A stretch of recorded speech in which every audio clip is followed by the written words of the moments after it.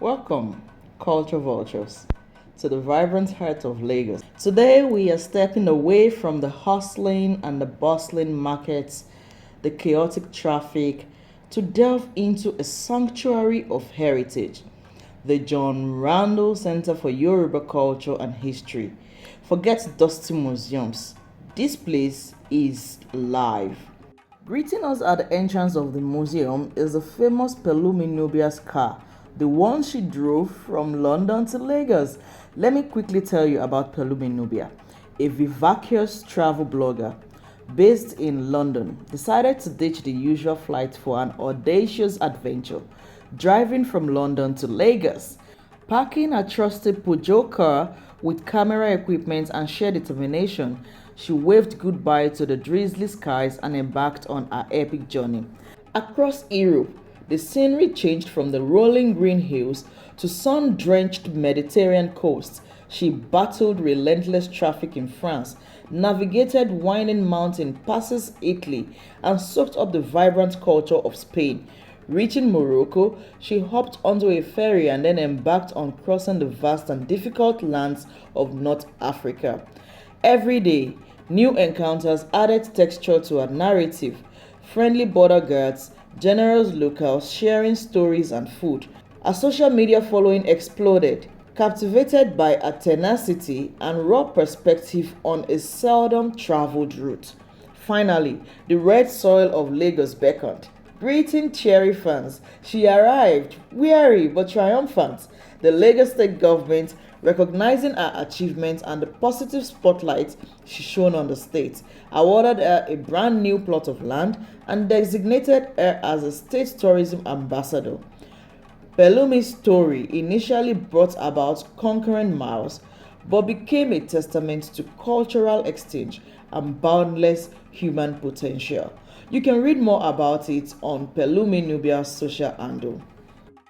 Named after the prominent Lagosian doctor and philanthropist John Randle, this center isn't just a building, it's a portal, it's a bridge connecting the modern world to the rich tapestry of Yoruba culture, a culture that is influenced by art, music, and spiritually across the globe. Inside, prepare to be mesmerized from intricately carved masks used in traditional ceremonies to vibrant textiles bustling with symbolism. Every artifact tells a story, like that of the creation of the world, which, according to Yoruba mythology, in the beginning, the world was a watery chaos ruled by Olodumare. He entrusted Obatala, a deity, with the task of creating land.